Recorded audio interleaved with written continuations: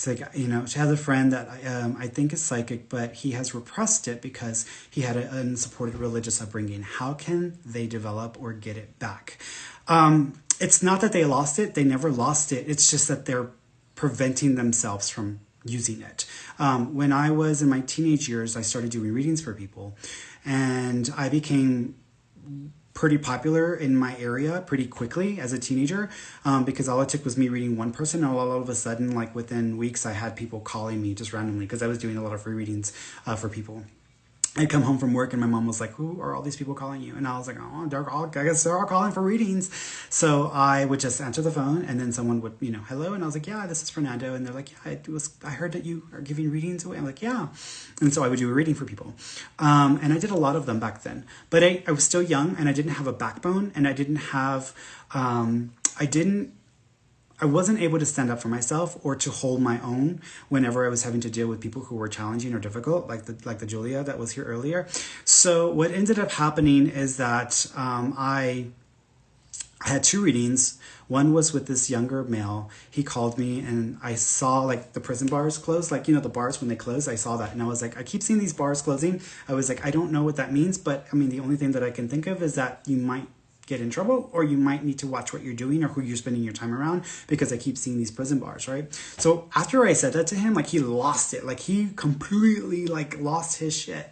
And he went off on me. He's like, you don't know what the fuck you're talking about. And, you're not a psychic, you're a fake. And he was like coming for me.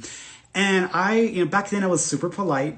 I was super, okay, well, I'm not going to say anything. I was also shyer, and he just like went off on me or whatever. And so I was like, okay. And then he hung up. And so I was so upset and so pissed after that, because I was like, what the hell, right? Like, what the hell? Like, he didn't pay me for shit, he didn't pay me nothing. He should have appreciated that I did this for free. So what the hell is this problem? So it really hurt my feelings back then. I wasn't prepared to deal with that. Then like a week or two later, I had this other guy call me up.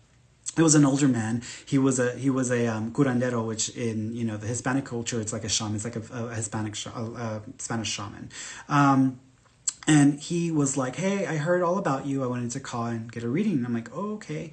And so I read him, and he tried to push me down, at the end of it. Like, he didn't even say whether I got things right or wrong. He says, okay, he says, maybe one day you'll be good, or maybe one day you'll do better, or you can get to the level that I'm at. Like, he started talking down to me like I was less than him, and just was demeaning me, just trying to push me down. In hindsight, and today I can think back and say, well, he probably was telling me that because I was encroaching on his turf. If he had customers or clients coming to him telling them about me, of course he was going to try to make me feel stupid and push me down. I was just a teenager. I didn't have, all of this wisdom that I have now. So, and preparedness. So I took it really hard and really badly, and I let it get to me, and it just shut me down. And after that one, I was done. I was like, you know what, God, I don't know why I'm trying to help people, because if I'm putting myself out there and I'm doing this for free, why are people treating me this way? Why are they treating me like shit? Why are they treating me this way? I don't want to feel this way. I don't want to be made to feel this way. I don't deserve this. It's not like I'm charging anybody anything. So I was so upset and so angry, and I told God, I was like, you know what? I'm done. I'm not going to do this. I'm done. And when I said that, my ability shut down and just would not come back on. And I stopped answering the phone. I just avoided and ignored doing readings for people. And I was done. I was so over it. And what ended up happening is after I realized how I made a mistake, because I really did feel a connection to this work, I tried to reinitiate my ability. And I couldn't even feel by default, I was an empath. I could feel people's emotions. I couldn't even feel that. I felt like I was walking around and I was numb, and I couldn't feel any emotions from people, and I couldn't see or visually or get anything that I was able to do before. And it felt like every time I would try, it would be wrong. It would be wrong. It would be wrong. And I'm like, I don't know what the hell happened. So it took me 15 years to get my ability back up to the level that I had back then, and then now I've surpassed that level. But it took me 15 years to get back to that. And the reason why it took 15 years is because I was not willing, because I thought I was blocked, right? Just like what you were saying. I thought something was blocking me, or something was keeping me from being able to be psychic or to be a medium. And what I realized is that there was no block. My fear of being wrong, or of having someone yell at me or go off on me, kept me from using my ability authentically. Because when you do this work, you're not going to be right all the time, because we have the ability as humans to make mistakes in the way we're interpreting things. And I'm not going to be right all the time. I don't even try to lie to people and say, hey guys, I'm like 100% accurate and like I have the highest accuracy rate. Like, how do you measure that? There's like no test to measure accuracy. So if you ever go to like a psychic site and it says, 90% accurate, or they basically made that bullshit up and they're lying to your asses. So don't fall for that.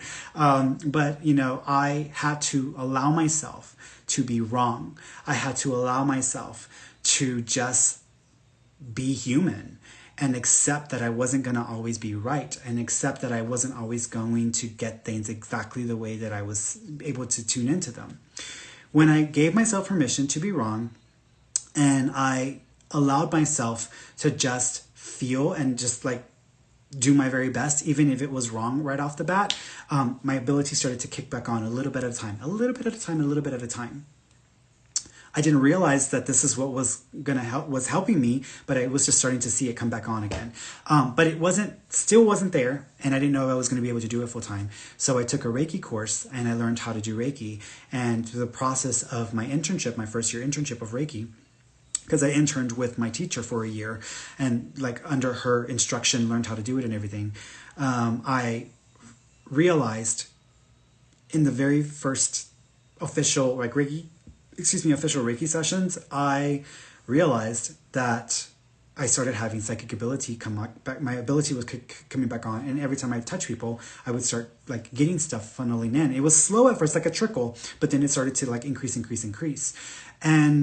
But I was also struggling with Reiki a little bit in the first few months, because I was trying to be Jesus. I wanted to like heal everybody and like force, a healing. That didn't happen. And so I was like, what the hell? And so my teacher was like, you're trying to control the process. You're trying to force the healing. You're not here to tell the universe or to tell the energy of healing what to do. You're here to be used by it. You're here to serve as its representative in this physical form. So you need to give yourself over to the process and stop telling God or the universe how someone should be healed, because that's nothing to do with you. And I was like, okay. So I put that into practice and I started really working on that. Lo and behold, my ability like switched into like gear, and it started to really flow after that, and it has never turned off ever since. So it sounds to me like your friend is blocking themselves.